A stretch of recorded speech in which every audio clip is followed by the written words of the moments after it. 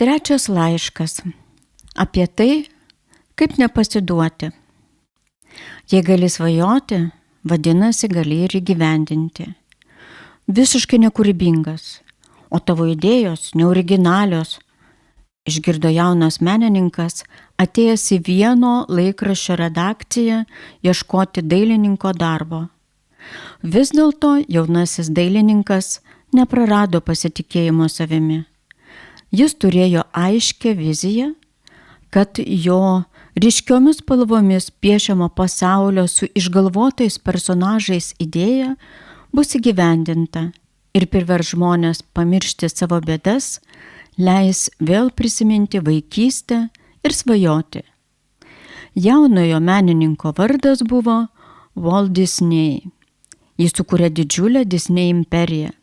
20 amžiaus pirmasis dešimtmetis daugeliui neatrodė palankus metas kurti fantazijų pasaulio, tačiau Walt Disney tikėjo, kad tai atneš džiaugsmą daugybei vaikų ir suaugusiųjų visame pasaulyje. Jo optimizmas pakeitė mūsų visų realybę. Milijonai žmonių užaugo visame pasaulyje, džiaugdamiesi, mėgaudamiesi magiškuoju Walt Disney sukurtu pasauliu. Pasauliu, kuris iš pat pradžių buvo vieno žmogaus svajonė.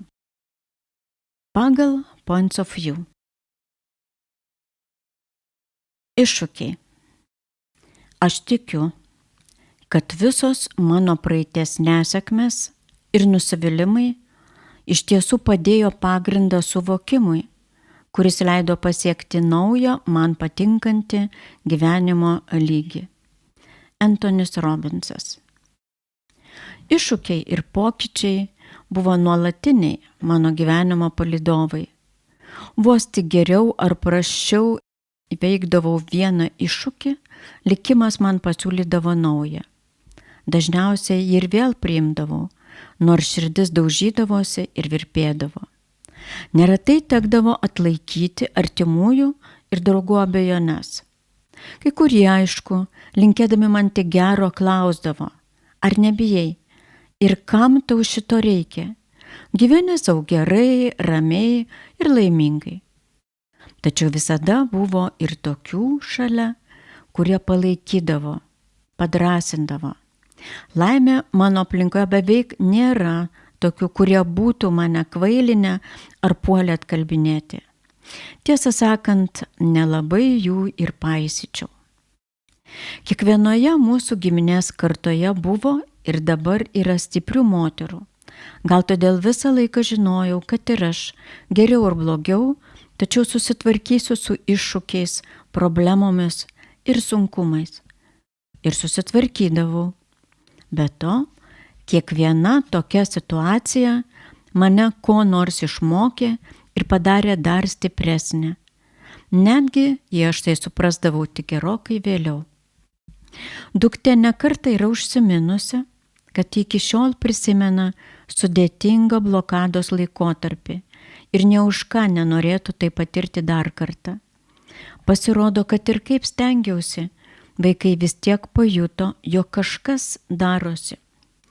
Iš tiesų, šeimos finansinė padėtis tuo metu buvo apgailėtina, jau nekalbant apie visą bendrą situaciją šalyje.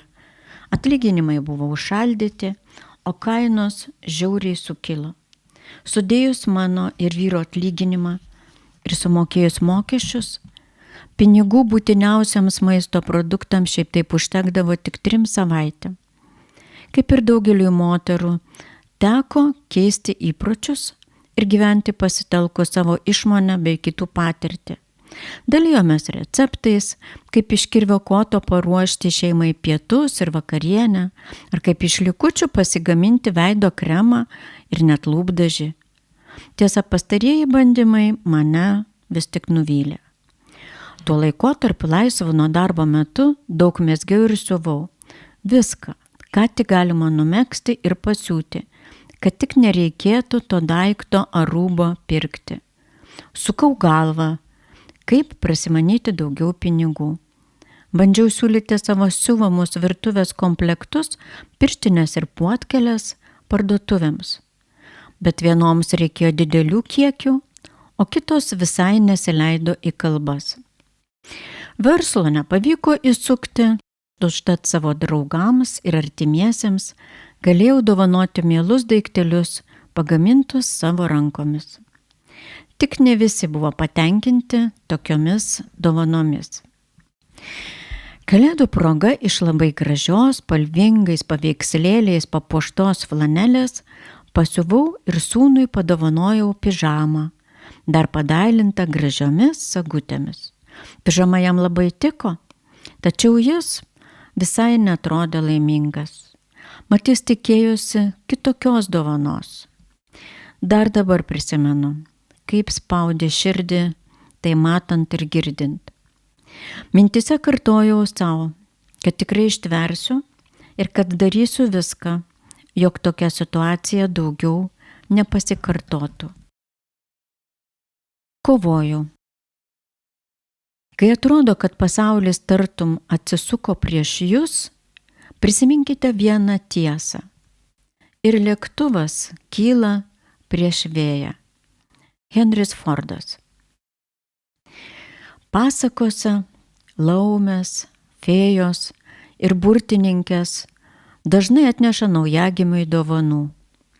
Kartais pagalvoju, kad man ruošiantis ateiti šį pasaulį, žvaigždės, laumės ar fėjos irgi nusakė mano likimą. Viena jų tikriausiai pasakė, kad man teks išbandymas. Sunkiai vaikščiosiu, mat gimsiu su abiejų klubų sąnarių išnirimais. Būsiu nedidelio ūgio, gana silpnos sveikatos ir turėsiu vengti streso, tad bus sunku mokytis. Žodžiu, su manim teks elgtis kaip su kiaušiniu, labai atsargiai, stengiantis, kad nesuduščiau. Visa laimė, kad tai išgirdusi kita, matyt pasakė, jog jei jau man lemta patirti tokius išbandymus, ji man dovanosianti kovotojos dvasią ir stiprybę, kad būdama menkos sveikatos nesusitaikyčiau su tuo, ką man davė likimas, kad nuolat išbandyčiau savo jėgas ir siekčiau daugiau. Taip ir atsitiko.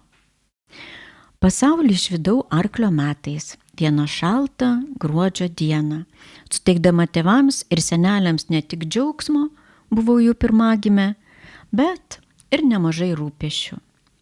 Kai ilgai nepradėjau vaikščioti, gydytoja galų gale apsižiūrėjo, kad gimiau su išnirusiais abiem klubais. Kilo panika, nes niekas negalėjo paaiškinti, kaip atsitiko, kad niekas šito laiku nepastebėjo. Juolab, kad tai atsitiko Klaipėdoje, ne kokiame nors Dievo užmirštame kampelyje. Viena buvo aišku, per vėlu kažką daryti. Tai reiškia, kad aš negalėsiu normaliai vaikščioti. Tėvai buvo linkę susitaikyti su šita žinia. Aišku, jie dar turėjo menką viltį, kad man augant gal viskas kažkaip susitvarkys ir aš galiausiai vaikščiosiu. Ir iš tiesų susitvarkė, mano močiutės dėka. Ji nepasidavė ir išbandė viską, kas buvo įmanoma, ir netgi daugiau. Ji vežiojo mane į Kauną, kur buvo padarytos kelios operacijos, tačiau gydytojai nedavė garantijos, kad galutinai kada nors pasveiksiu. Būtent močiutei turiu būti dėkinga, kad vaikštau ir esu laiminga. Tai ji nenuleido rankų ir darė man gydančių žolių vonias, bei kasdieną masažavo kojas.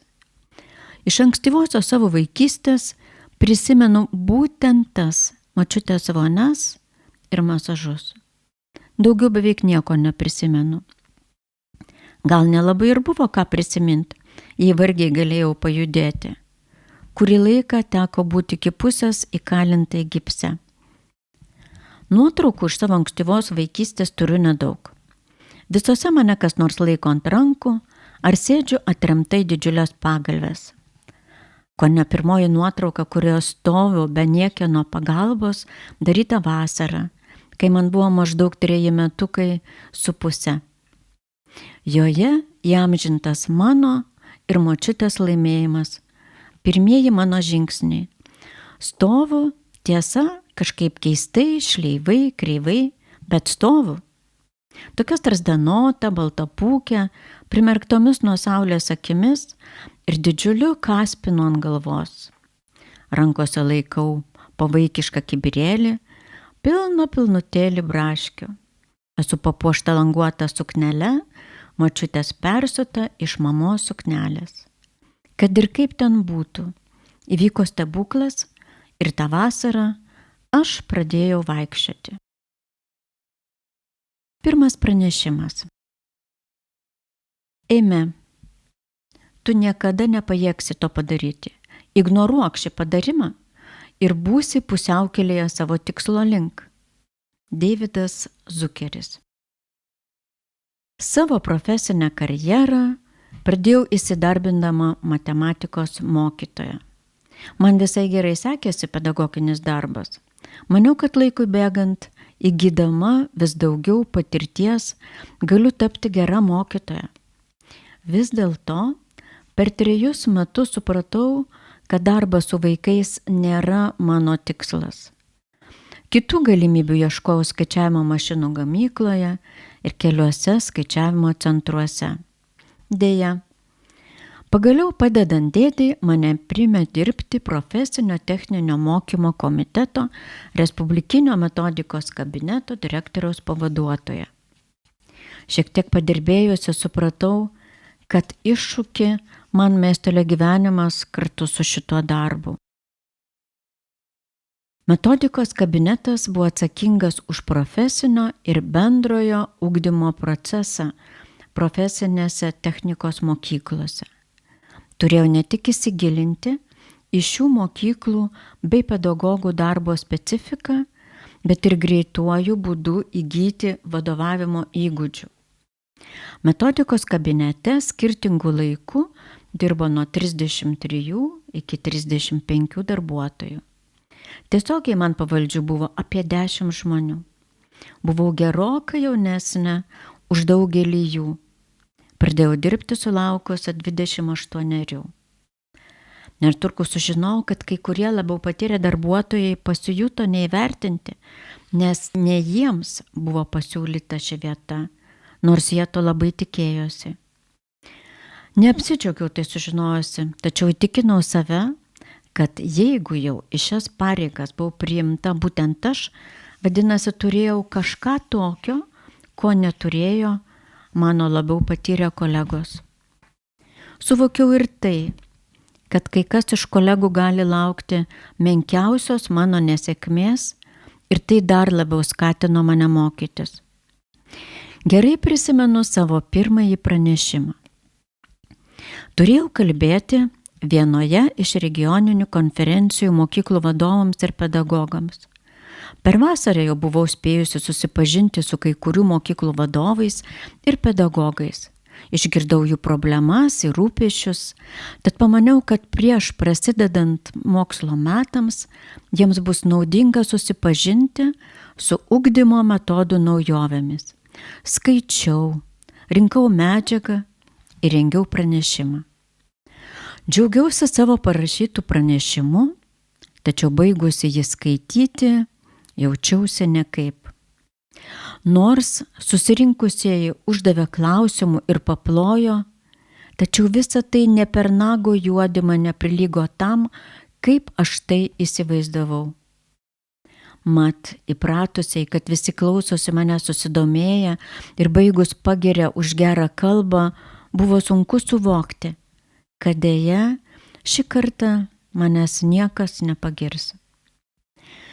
Betgi susiėmiau, nepanikavau ir stengiausi blaiviai įvertinti situaciją.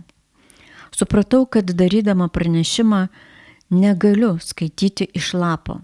Turiu daryti taip, kaip kalbėdavau anksčiau. Pasakoti susirinkusiems žmonėms, kalbėti su jais, žiūrėti į juos, stebėti jų reakciją ir išmokti į ją reaguoti. Kolegos guodė, sakė, kad ne viskas taip prastai, kaip man atrodo, tačiau aš norėjau pabėgti ar prasmegti kiaurai žemę. Kadangi nenumiriau ir neprasmegau, tai padirbėjau ir gerokai pakeičiau savo pranešimo turinį bei jo pristatymą. Kai kitą kartą skaičiau pranešimą kitame regione, pavyko daug geriau. Labai džiaugiausi ir dirbau tą linkmę toliau. Juolab, kad nuolat turėjau kur nors dalyvauti ir kalbėti. Įdėtos pastangos labai pasiteisino. Pranešimo teksto iš anksto nerengdavau, tik susidėliodavau pagrindinės mintis apie tai, ką noriu žmonėms papasakoti. Netrukus jau galėjau laisvai kalbėti renginiuose ir susirinkimuose. Ištversiu.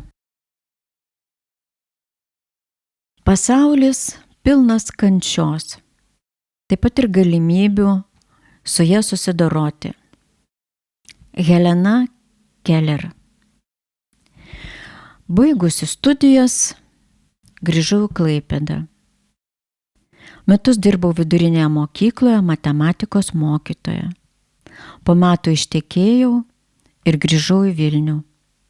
Santuoka padovanojo man 2 nuostabius vaikus ir migreną. Ir iki tol retkarčiais paskaudėdavo galvą, bet niekada nemaniau, kad galvos skausmas gali būti toks siaubingas.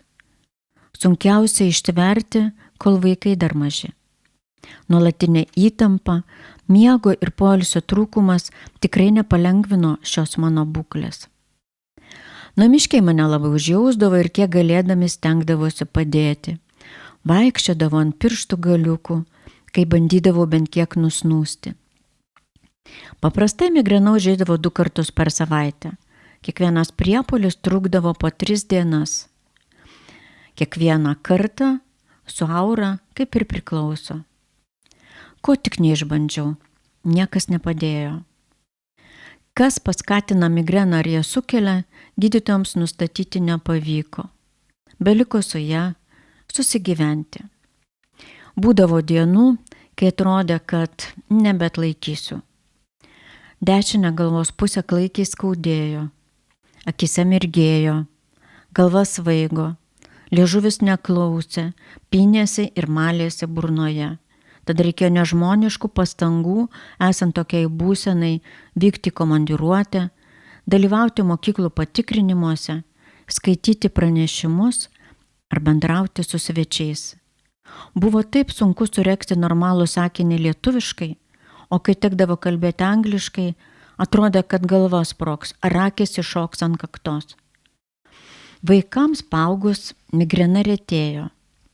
Be to radau keletą vaistų, kuriuos laiku išgėrus migrena tiek nebeįsisiautėdavo ar bent lengviau praeidavo. Metams bėgant pastebėjau, kad migrena dar rečiau mane kamuoja. Dabar ji mane aplanko taip retai, kad baigiu užmiršti. Migrena išmokė mane priimti, susigyventi su tuo, kas neišvengiama ir ko taip paprastai nepakeisi. Vis dėlto prireikė daug jėgų ir pastangų, kad galėčiau gyventi. Neegzistuoti, netapti likimo auka, bet sukandusi dantis, bandyti kurti tokį gyvenimą, kokio norėčiau. Pamoka. Kiekviena akimirka yra galimybė keisti savo gyvenimą. Džeris Magvairas. Kažkada ėmiau ir pagalvojau, pasvajojau apie darbą banke. Tai atsitiko visai netikėtai. Vieną dieną einant namo Basanavičiaus gatve pro tuometinį valstybinį komercinį banką. Matytas mano noras kilo iš širdies, nes pasiremdama protu šito nebūčiau sumašiusi. Kągi aš ten galėčiau veikti, juk neturiu nei tinkamo išsilavinimo, nei darbo patirties. Pasvajojau, padūsavau ir pamiršau. Ir va, nepraėjo net 3 metai, kai man pasiūlė dirbti banke Hermes, mokymo skyriuje. Jau turėjau sukaupusi darbo patirtį ir ji labai pravertė banke, tačiau kurį laiką buvo nelengva. juk kitol neteko dirbti verslo įmonėje. Vis pamastydavau, gal bankas visai ne man? Slėgė atmosfera banke ir santykiai su vadovu. Visi jį vadinome Motulu, nors į kitus banko valdybos narius nesikreipėme pavardę. Visaip kaip stengiausi įrodyti savo vadovui, kad išmanau savo darbą. Bet matyt, jam atrodė kitaip. Jis nuolat mane tikrindavo. Pavyzdžiui, pateikus informaciją apie galimus banko darbuotojo mokymus, jis pradėdavo klausinėti, ką reiškia vienas ar kitas bankinis terminas. Atrodė, jog jis tik ir telaukia, kad ko nežinočiau. Tada, gudriai šypsodamasis, grąžindavo mano parengtą informaciją ir liepdavo išsiaiškinti. Kaskart taip nutikus kreipdavausi pagalbos į savo kolegas bankininkus ir jie visada padėdavo. Grįždavau tuomet pas vadovą ir lyg niekur nieko toliau tęsdavome pokalbį. Visa tai mane gerokai trikdė. Jaučiausi nieko neišmananti. Jau buvau beišeinanti iš darbo, tačiau vieną vakarą dar kartą viską apmąsčiau ir pagalvojau, kad būtų neteisinga mesti darbą, kuris taip netikėtai mane surado. Nutariau dar labiau pasistengti. Galų gale viskas, ką sužinau, man tik į naudą.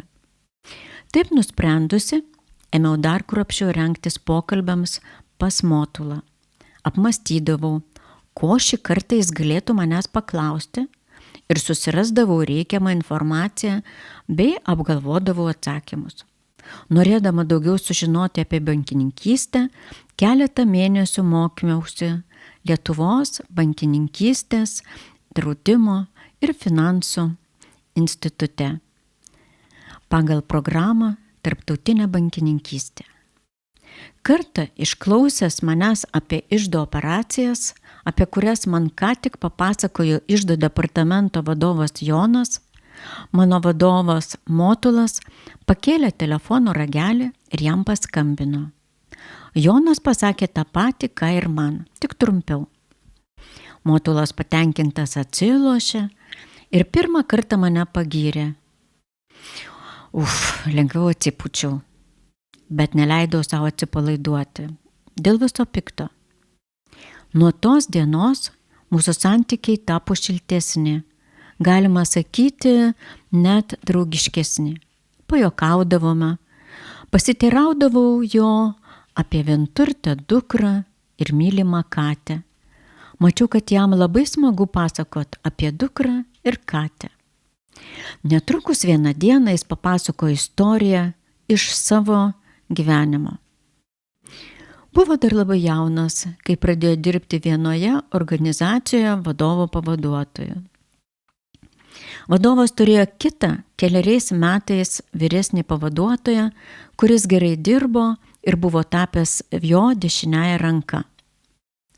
Vadovas Motului nuolat gyrė tą savo pavaduotoją, o pačiam Motului vis kliuvo nuo vadovo. Tai tas negerai, tai anas. Motulas labai išgyveno ir karskart vis labiau stengėsi. Viskas baigėsi tuo, kad vieną dieną vadovas vietoj 2 pavaduotojų buvo priverstas pasilikti tik vieną. Tad turėjo nuspręsti, kurį. Motulas, aišku, net nebijojo, kad vadovas pasiliks tą kitą savo taip mėgstamą pavaduotoją. Ir kaipgi jis nustebo, kai vadovas atleido savo favoritą ir pasiliko jį, Motulą. Vėliau vadovas paaiškino, kad Motulas nuo savo darbo pradžios padarė didžiulę pažangą, o tas kitas pavaduotojas priešingai užmigo ant laurų. Supratau, kad Motulas visai neturėjo tikslo manęs kankinti. Jis tiesiog taip savotiškai, taip kaip jis mokėjo, bandė man padėti greičiau perprasti darbą banke. Baimė. Savigaila iš pradžių yra lygiai tokia pati patogi, kaip ir plunksnų čiužinys. Tik kai ji sukietėja, pasidaro nepatogi. Maya Angelou. Antraisiais darbo banke metais jau galėjau džiaugtis, kad darbe man vėl viskas gerai. Deja, šeimoje ne viskas buvo taip gerai, kaip norėčiau, bet dėl vaikų nenorėjau inicijuoti skyrybų. Tad kartais būdavo sunku darbe spinduliuoti gerą nuotaiką, kaip iki šiol. Vieną dieną, artėjant darbo pabaigai, man kažkas pasidarė. Nelabai supratau, kas ir kaip, bet buvo negera. Negalėjau ne tik atsistoti nuo kėdės, bet įrodėsi, žodžio negaliu ištarti. Taip ir sėdėjau kažkiek laiko be nuovokos, kol į kabinetą įėjo mano kolegė Nomeda. Matyt, ir ji pastebėjo, kad man kažkas negerai. Pradėjo mane kalbinti, bet aš nelabai ką jai galėjau atsakyti. Mano lūpos lyg ir judėjo, bet aiškaus ir suprantamo garso nebuvo. Lyg pro rūko mačiau, kad ji ne juokais susirūpino. Paskambino į netoliese esančią centro polikliniką ir ištempė mane iš kabineto. Laimiai, eiti pasirodo galėjau. Vizitą pas gydytoją prisimenu lyg per miglą. Galiausiai man kažkiek pagerėjo ir įstengiau paskambinti vyrui. Jis kaip galėdamas greičiau atvažiavo ir parvežė mane namo. Beveik visą savaitę ištisai pragulėjau lovoje. Tik ta žodžio prasme. Tūnojau palindusi po antklodę, mane kaustė kažkokia neapsakoma baimė. Baimė išlipti iš lovos, baimė dėl visko, pradedant visokiais buitiniais, pačiais paprasčiausiais mažmožiais. Baimė dėl darbo, baimė apskritai gyventi. Tiksliau tuo metu neįsivaizdavau, kad galėčiau gyventi taip, kaip gyvenau iki šiol, lyg nieko nebūtų buvę. Vienintelė saugi vieta tuo metu buvo gulėti susirangius lovoje po antklodę ir jokios vilties grįžti atgal į džiugų, darnų ir laimingą gyvenimą, kaip sakė Džozefas Maronas. Visa laimė vaistai man padėjo. Po savaitės jau galėjau nesibaimindama vaikščioti po namus, kol nuovargis vėl pargindavo į lovą. Gydytojas sakė, kad tai buvo vegetodistonijos priepuolis. Dabar manau, kad galėjo būti ir depresija, apie kurią tuo metu dar labai mažai kas kalbėjo. Galiausiai pasveikau ir grįžau į darbą. Tiesa, kurį laiką teko lankytis pas psichologę. Po to dar ilgai bijojau, kad vieną dieną liga gali vėl pasikartoti ir kad galiu nebeatlaikyti tos klaikios, tada patirtos būsenos. Liga daugiau nepasikartojo, tačiau buvo labai aišku, kad turiu kažką daryti su savo šeimininiu gyvenimu. Jei jau negaliu jo išgelbėti, reikia skirtis.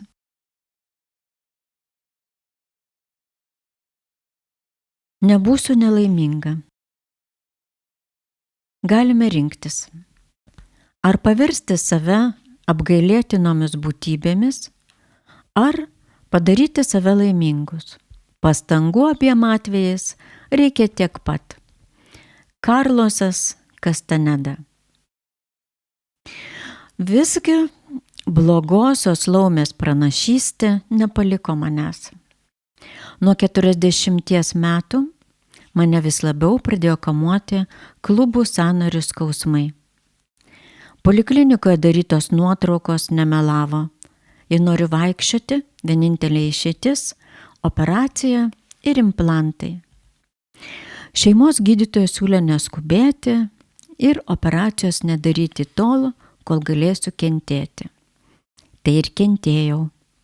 Gėriau visus įmanomus skausmą malšinančius vaistus ir papildus su gliukozaminu, kad bent kiek palengvinčiau savo būklę.